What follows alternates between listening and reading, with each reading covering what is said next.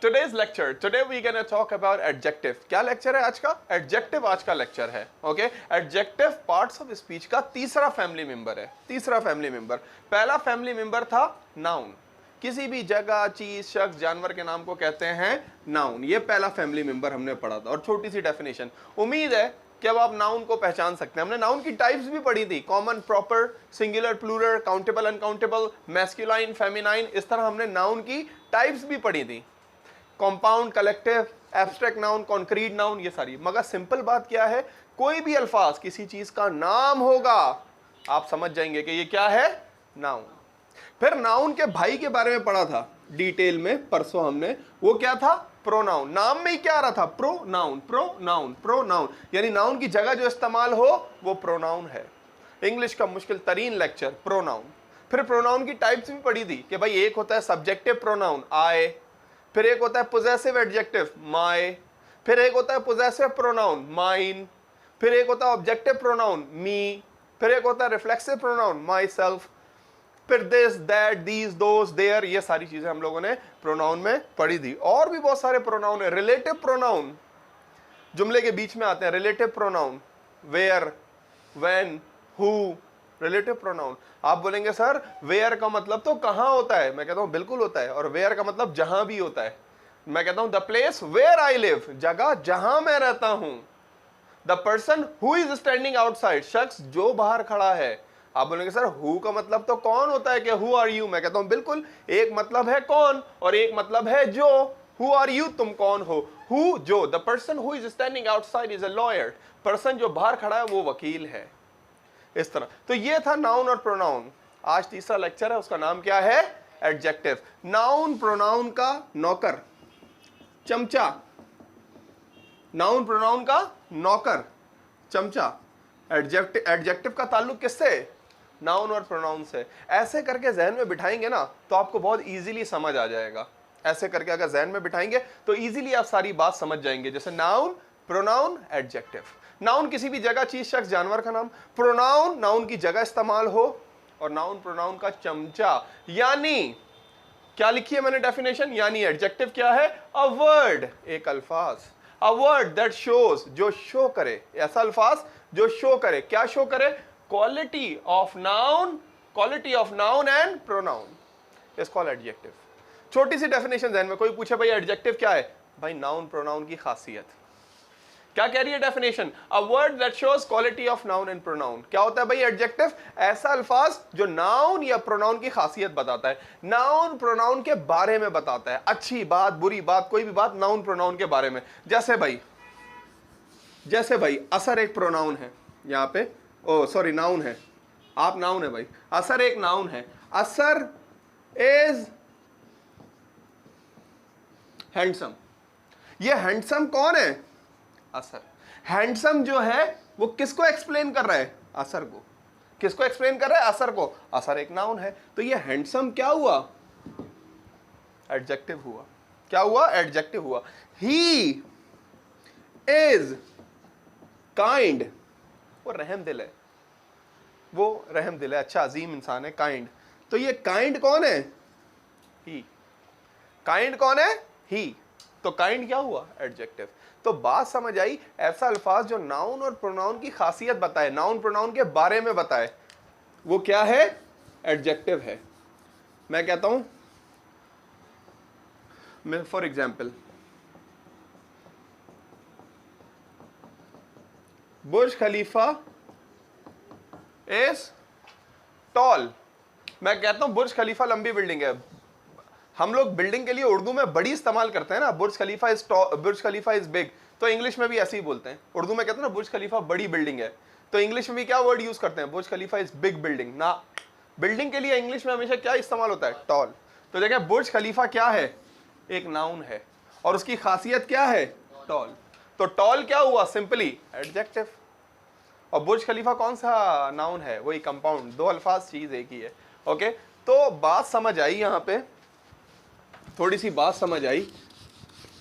वो क्या समझ आई कि फायजा क्या है, एडजेक्टिव, नाउन और प्रोनाउन की खासियत. नाउन और प्रोनाउन की खासियत. मैं कहता हूं Faiza is quite. Faiza is quite. Faiza क्या है? खामोश है। तो फायजा की क्वालिटी क्या है? क्वाइट। तो ये क्वाइट क्या हुआ? एडजेक्टिव हुआ। क्या हुआ? Quite adjective. सिंपल। लोग इतना रॉकेट साइंस लेते हैं एडजेक्टिव को, पता नहीं क्या चीज है। हालांकि आप ऐसे याद रखें भाई, नाउन और प्रोनाउन की चमचागिरी, बस नाउन प्रोनाउन के बारे में बताता रहता है। ऐसा अल्फाज नाउन प्रोनाउन के बारे में बताया, वो क्या है? एडजेक्टिव है। जैसे मैंने कहा फायजा इज क्वाइट। फायजा क्या है? क्वाइट है। मगर कौन सा वाला क्वाइट है फायजा? ये वाला क्वाइट है। ये वाला क्वाइट। इसका मतलब क्या होता है? खामोश। क्या होता है? खामोश। एक और क्वाइट होता है मुकम्मल, बिल्कुल। कहते हैं ना इट इज क्वाइट इजी, ये बिल्कुल इजी है। इट इज क्वाइट डिफिकल्ट, ये बिल्कुल डिफिकल्ट है। ये वाले क्वाइट का मतलब बिल्कुल, मुकम्मल, और ये वाले क्वाइट का मतलब खामोश। मगर आप जहां भी देखेंगे लोग खामोशी के लिए भी क्या लिखते हैं? ये वाला क्वाइट। हालांकि इसका मतलब हरगिज खामोशी नहीं है। एक और होता है क्विट। इसका क्या मतलब होता है? यस दानियल, क्या है क्विट का मतलब? निकल जाना, छोड़ देना कोई जगह, क्विट। तीनों एक जैसे अल्फाज हैं हसीब, तीनों एक जैसे अल्फाज हैं, क्विट, क्वाइट, क्वाइट। मगर मैंने देखा है इवन टीचर्स, इवन सब लोग ये वाली गलती करते हैं कि खामोशी के लिए ये वाला क्वाइट लिख देते हैं। जैसे आप बोले थ्रो, फेंकना। थ्रो क्या है? ये वाला वर्ड है थ्रो, फेंकना। लोग क्या गलती करते हैं थ्रो के अंदर?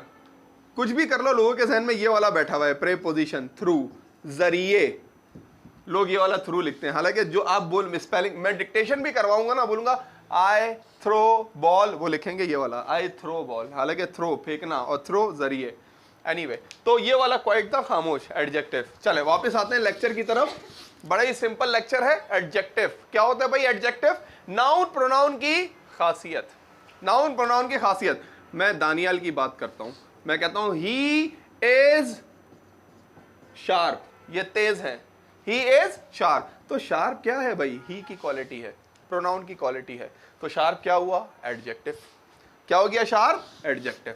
तो ये बात समझ आई? मैंने एग्जाम्पल लिखी है, बिग, टॉल, स्मॉल, ब्यूटीफुल। ऐसे अल्फाज जो नाउन या प्रोनाउन के बारे में बता रहे हो, आप आंख बंद करके क्लिक करेंगे और बोलेंगे ये क्या है? एडजेक्टिव है। ओके, अच्छा, अब एडजेक्टिव तीन तरीके के होते हैं। कितने तरीके के होते हैं? तीन, जिनको कहा जाता है डिग्रीज ऑफ, क्या कहा जाता है जिन्हें? Degrees of adjective. डिग्री का मतलब है दर्जा। किसी की भी तारीफ करते हैं ना आप, कभी भी उर्दू में भी किसी की तारीफ करते हैं, तो तारीफ करने के तीन दर्जे होते हैं। तीन तरीकों से तारीफ की जाती है किसी की भी। मैं कहता हूं असर आप शार्प हो, एक तरीका। दूसरा तरीका जिसमें कंपेयर करते हैं, मैं कहता हूं असर आप दानियाल से ज्यादा शार्प हो। तीसरा तरीका सबसे बेस्ट की बात करते हैं, असर आप सबसे ज्यादा शार्प हो। हमेशा उर्दू में, इंग्लिश में, अरबिक में तारीफ तीन ही तरीकों से की जाती है। तीन डिग्रीज, डिग्री का मतलब है दर्जा। तीन दर्जे होते हैं तारीफ के। फायजा आप इंटेलिजेंट हो, फायजा आप हसीब से ज्यादा इंटेलिजेंट हो, दूसरा। तीसरा फायजा आप सबसे ज्यादा इंटेलिजेंट हो, तीसरा। फायजा आप सबसे ज्यादा इंटेलिजेंट। तीन तरीके होते हैं। तो इंग्लिश में भी क्योंकि एडजेक्टिव तारीफ कर रहा है, खासियत बता रहा है अच्छी है बुरी, एडजेक्टिव, तो एडजेक्टिव भी तीन तरीके के होते हैं, तीन दर्जे होते हैं इनके। पहला होता है नॉर्मल डिग्री, दूसरा होता है कंपैरेटिव डिग्री, और तीसरा होता है तीसरा होता है सुपरलेटिव डिग्री। बिल्कुल ऐसे ही है, सुपरलेटिव डिग्री। सुपरलेटिव डिग्री, जैसे मैं कहता हूं कि अली, या मैं कहता हूं दानियाल शार्प है, तो मैं क्या बोलूंगा? Daniyal is sharp. सिंपल बात हो रही है। क्या कह रहा हूं मैं? Daniyal is sharp.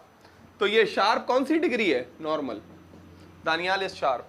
अगर दानियाल को कंपेयर करूंगा, देखे ना, कंपैरेटिव, कंपेयर से निकला है वर्ड, कंपैरेटिव। अगर दानियाल को कंपेयर करूंगा तो मुझे कौन सी डिग्री लगानी होगी? कंपैरेटिव। तो शार्प की डिग्री क्या होगी? कंपैरेटिव।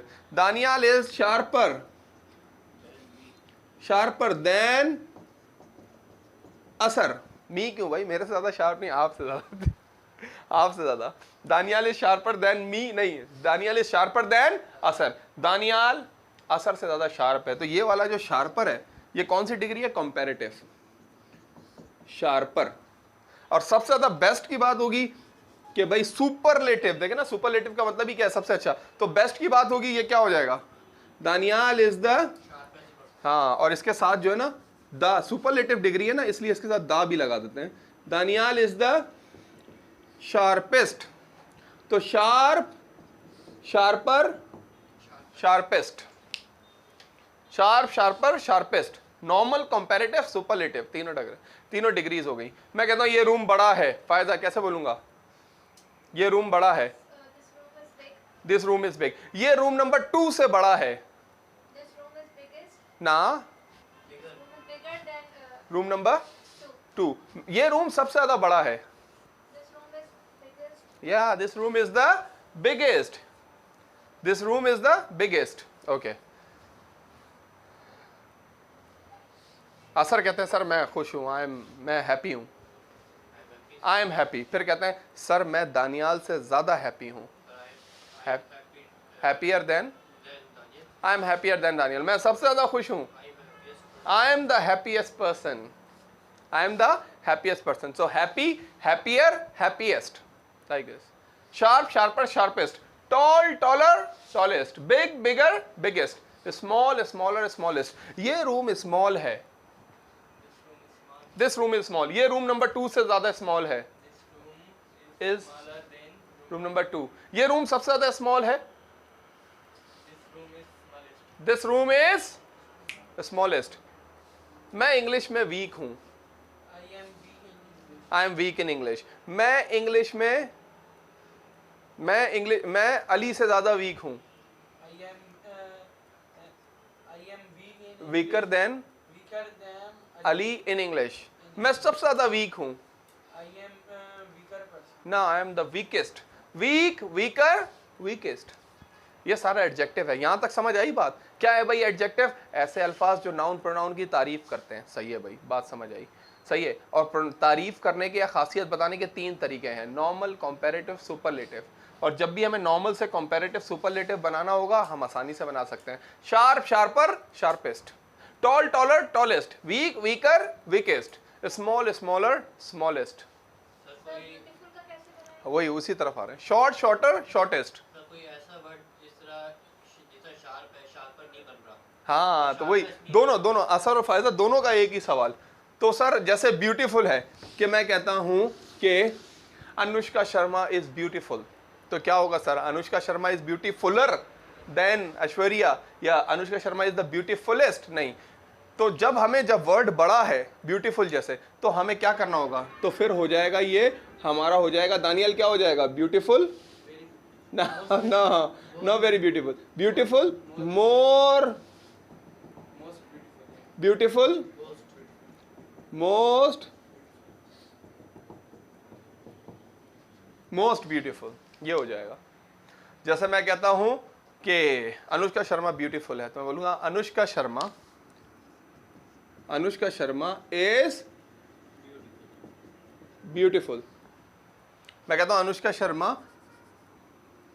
प्रीति से ज्यादा ब्यूटीफुल है, Anushka Sharma is more beautiful than Preeti,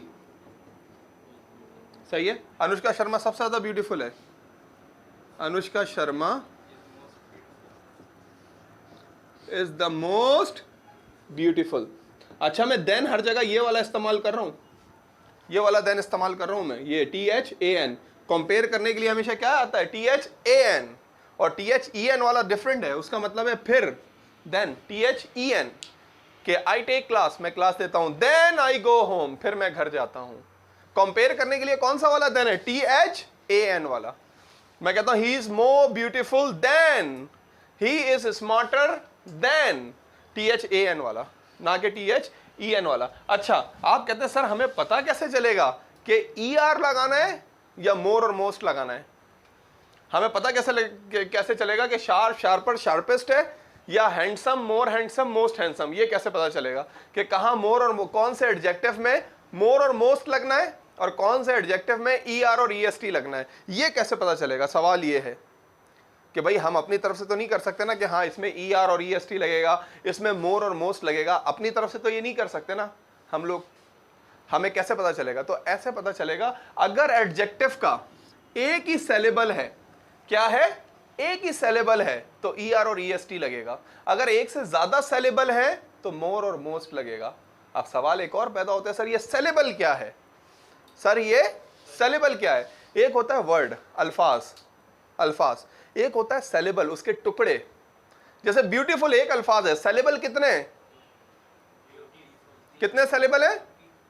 3 saleable है। ब्यूटीफुल 3 है ना टुकड़े, तो ये टुकड़े जो हैं इनको क्या कहा जाता है? सेलेबल कहा जाता है। क्या कहा जाता है सर?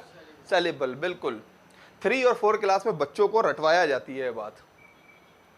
अगर आपने स्कूल के अंदर मैट्रिक किया है तो आपको भी शायद याद होगा, वर्ड और सेलेबल बच्चों को पढ़ाए जाते हैं स्कूल में कि भाई एक होता है अल्फाज और एक होता है सेलेबल, उन्हीं के टुकड़े। जैसे भाई intelligent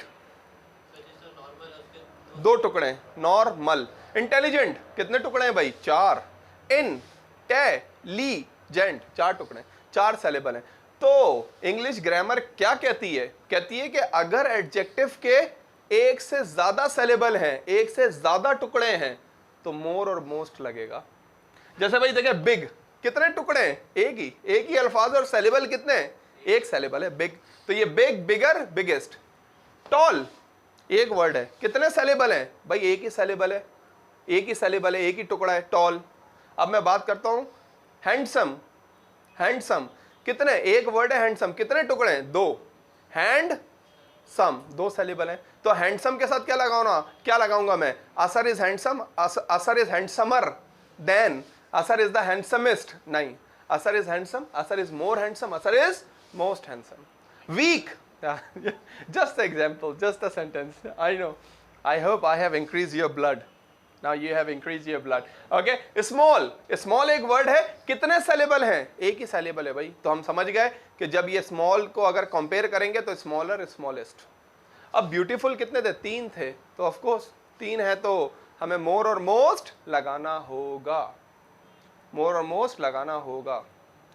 so this is what we call adjective, ये हमारा कहलाता है एडजेक्टिव। सही कहा नहीं कहा मैंने शुरू में कि एडजेक्टिव क्या है? नाउन प्रोनाउन का चमचा। ये बात सही थी नहीं थी? बिल्कुल सही बात है भाई। एडजेक्टिव क्या करता है? नाउन प्रोनाउन को एक्सप्लेन करता है। तो बात ये समझ आई कि ये तीनों लेक्चर एक दूसरे से इंटरलिंक हैं, नाउन, प्रोनाउन, एडजेक्टिव। अगर तीनों को एक साथ समझा जाए, जहन में बिठाया जाए ना, तो प्रॉब्लम सॉल्व हो जाती है। अब मुझे उम्मीद है कि आप 3 अल्फाज, कोई भी आपको कोई जुमला देगा, कोई जो है ना कॉम्प्रिहेंशन देगा, कोई पैराग्राफ देगा, उसमें से आप 3 अल्फाज आसानी से पहचान सकते हैं। नाउन किसी भी जगह, चीज, शख्स, जानवर का नाम, नाउन की जगह जो इस्तेमाल हो रहा हो प्रोनाउन, और नाउन प्रोनाउन की जो खासियत बता रहा होगा वो क्या होगा? एडजेक्टिव। नाउन प्रोनाउन की खासियत बिल्कुल अभी पूछ लेते हैं, आप प्रैक्टिस करते हैं इसकी, लाइफ टाइम ये याद रहेगा आपको, उम्मीद है। थोड़ी सी प्रैक्टिस करते हैं और